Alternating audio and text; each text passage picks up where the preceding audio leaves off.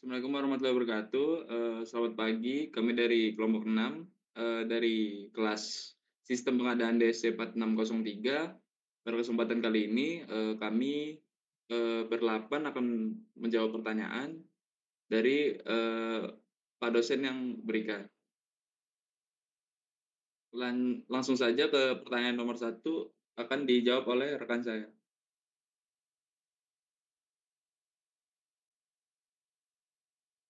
Oke, baik, terima kasih. Pertanyaan pertama, mengapa kurva pembelajaran lebih berlaku terutama untuk tenaga kerja langsung dibandingkan dengan tenaga kerja tidak langsung? Yang pertama, tenaga kerja langsung bersifat repetitif memungkinkan peningkatan efisiensi melalui pengalaman. Eh, yang kedua, mengurangi waktu dan tenaga kerja yang diperlukan sehingga menurunkan biaya produksi. Dan untuk tenaga kerja tidak langsung, tidak bersifat repetitif dan sulit diukur produktivitasnya per unit. Yang kedua, kurang relevan untuk penerapan learning kurva.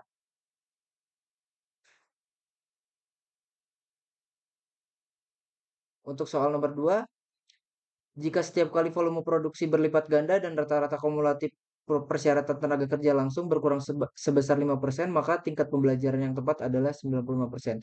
Oke, learning rate L dapat dihitung menggunakan rumus L sama dengan 1 min presentasi penurunan. Maka L sama dengan 1 min 0,05 sama dengan 0,95 atau 95%. Sebagai contoh, jika pada awalnya rata-rata waktu yang diperlukan untuk menghasilkan produk adalah 10 jam per unit, maka setelah volume produksi berlipat ganda, rata-rata waktu tersebut akan berkurang menjadi 10 kali 0,95 atau 9,5 jam per unit. Penurunan ini menunjukkan adanya peningkatan efisiensi akibat pengalaman kerja dan optimalisasi proses produksi.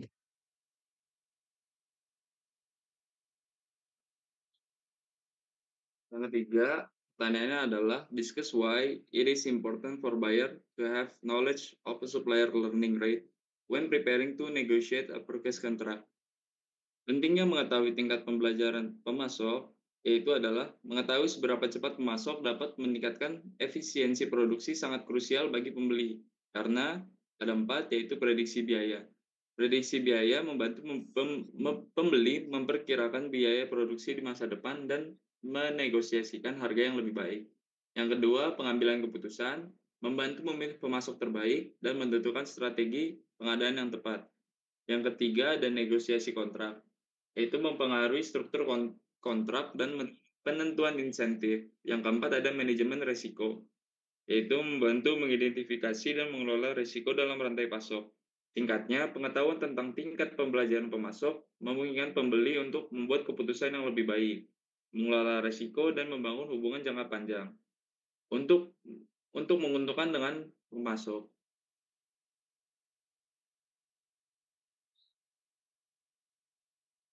Lanjut.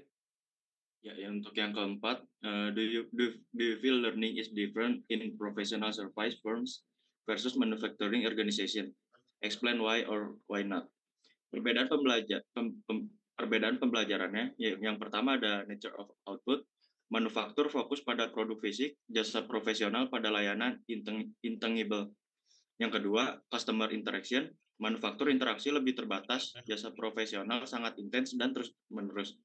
Yang ketiga ada knowledge management, yaitu manufaktur pengetahuan terstruktur, jasa profesional lebih bersifat tacit dan pengalaman. Yang keempat ada innovation, manufaktur fokus pada produk baru dan proses, jasa profesional pada layanan baru dan kualitas. Perbedaan-perbedaan di atas memiliki implikasi yang signifikan bagi desain dan pelaksanaan program pembelajaran dalam kedua jenis organisasi. Perusahaan jasa profesional cenderung membutuhkan program pembelajaran yang lebih fleksibel, berorientasi pada individu, dan berfokus pada pengembangan keterampilan interpersonal. Sementara itu, organisasi manufaktur membutuhkan program pembelajaran yang lebih terstruktur, berorientasi pada tugas, dan berfokus pada peningkatan efisiensi dan kualitas.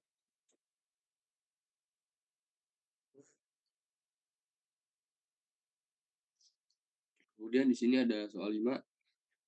Describe the concept of values it relates to value analysis. Provide examples of how an organization can increase value to itself or to its customers. Jadi dalam value analysis ini, nilai itu diartikan sebagai sebuah perbandingan antara fungsi dan biaya.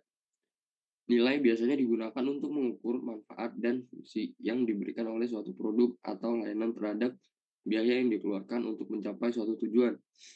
Tujuan utama dari value analysis ini memaksimalkan nilai dengan cara meningkatkan fungsi dan menurunkan biaya tanpa mengorbankan kualitas dan performanya. Secara matematis, nilai itu biasanya digambarkan dengan rumus nilai sama dengan fungsi dibagi dengan biaya.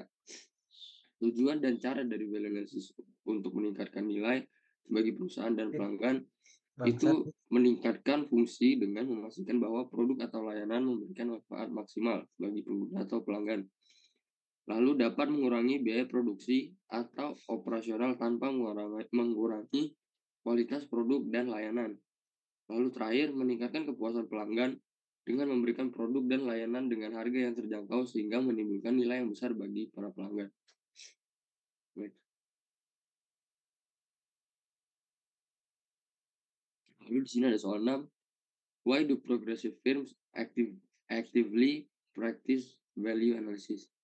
Jadi perusahaan yang progressing secara aktif itu menerapkan value analysis karena pendekatan ini secara sistematis memiliki tujuan untuk meningkatkan nilai jual produk, proses, dan layanan dengan menganalisis fungsi dan biaya. Value analysis ini selaras dengan tujuan dalam meningkatkan inovasi, efisiensi, dan kepuasan dari para pelanggan. Lalu terdapat juga beberapa poin utama mengapa perusahaan yang progresif sangat menekankan sekali penggunaan value analysis ini. Yang pertama itu ada tujuan untuk pengurangan biaya. Value analysis ini dapat mengidentifikasi biaya yang tidak diperlukan pada proses tanpa mengorbankan fungsi dan kualitasnya. Dengan mengurangi biaya tersebut, maka perusahaan dapat meningkatkan profitabilitas dan daya saing. Lalu yang kedua itu meningkatkan nilai bagi para pelanggan. Perusahaan yang progresif akan berfokus pada nilai yang baik yang diberikan dari para pelanggannya. Value analysis ini dapat membantu menyesuaikan produk dan layanan agar sesuai dengan kebutuhan pelanggan dan juga memastikan bahwa pelanggan mendapatkan manfaat yang maksimal. Lalu yang terakhir itu mendukung tujuan yang strategis. Jadi perusahaan yang progresif itu sering sekali memiliki tujuan yang strategis dengan jangka yang panjang untuk pertumbuhan dan diferensiasi perusahaannya. Value analysis ini dapat membantu tujuan strategis dengan memastikan setiap produk dan layanan yang diberikan dapat bermanfaat secara maksimal dengan biaya yang minimal. Untuk pertanyaan ke-7, asumsikan Anda adalah pemimpin dari sebuah tim analisis nilai. Diskusikan bagaimana Anda mengidentifikasi peluang untuk analisis nilai. Untuk mengidentifikasi peluang value analysis, langkah pertama yang kami lakukan adalah menganalisis data internal dan eksternal. Kami akan mengumpulkan data biaya, proses, serta kinerja produk atau jasa yang ada. Selain itu, penting juga untuk mengkaji tren pasar, masukan pelanggan, dan melakukan benchmarking terhadap kompetitor. Selanjutnya, kami akan mengidentifikasi area yang memiliki kontribusi biaya tinggi dalam keseluruhan proses atau produk. Ini membantu kita memfokuskan upaya pada aspek yang memberikan dampak terbesar. Kemudian, kami akan mengevaluasi kompleksitas desain produk maupun proses untuk menemukan peluang penyederhanaan yang dapat mengurangi biaya dan meningkatkan efisiensi. Penting juga untuk melibatkan tim lintas fungsi. Dalam proses ini, kami memastikan berbagai perspektif seperti dari produksi, pemasaran, dan R&D diakomodasi agar solusi yang dihasilkan lebih komprehensif. Dan yang terakhir, peluang yang ditemukan akan diprioritaskan berdasarkan dampaknya. Kami akan menilai sejauh mana peluang tersebut dapat memberikan penghematan biaya, efisiensi waktu, dan peningkatan nilai bagi pelanggan.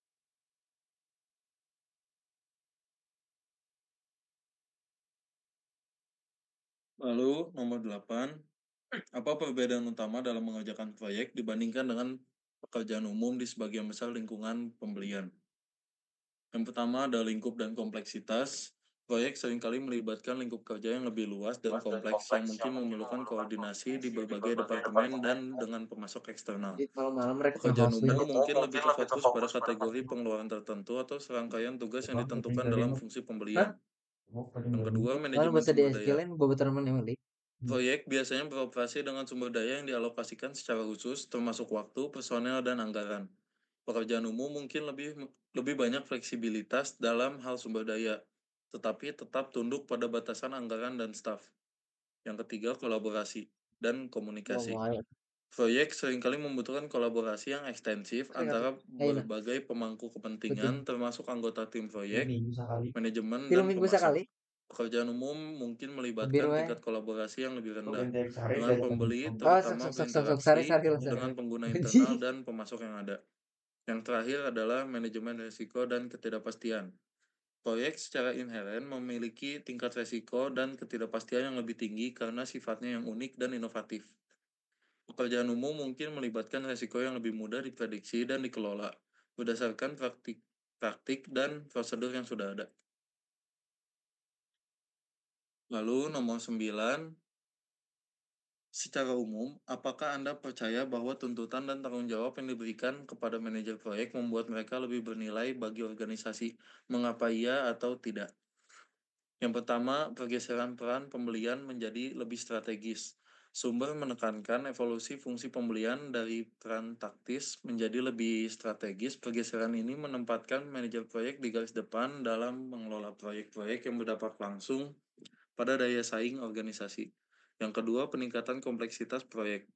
Proyek-proyek pengadaan modern seringkali melibatkan banyak pemangku kepentingan, persyaratan teknis yang kompleks, dan sumber daya yang terbatas. Manajer proyek yang sangat cakap dibutuhkan untuk menavigasi kompleksitas ini, memastikan penyelesaian proyek yang tepat waktu dan sesuai dengan anggaran. Yang ketiga, manajemen risiko yang lebih besar. Sumber-sumber tersebut menekankan pentingnya manajemen risiko dalam konteks pengadaan dan rantai pasokan global. Manajer proyek diharapkan untuk proaktif mengidentifikasi, menilai, dan mengurangi risiko yang terkait dengan proyek, melindungi organisasi dari potensi gangguan dan kerugian secara finansial. Yang terakhir, kebutuhan untuk kolaborasi. Fungsi pembelian yang efektif membutuhkan kolaborasi yang erat dengan berbagai departemen internal, seperti teknik, kualitas, dan operasi. Manajer proyek yang kompeten memfasilitasi kolaborasi ini, memastikan keselarasan antara tujuan proyek dan prioritas organisasi. Lalu nomor 10, when are user most likely to use Gantt chart to project management? Why are they likely to use critical path method or program evaluation and review technique?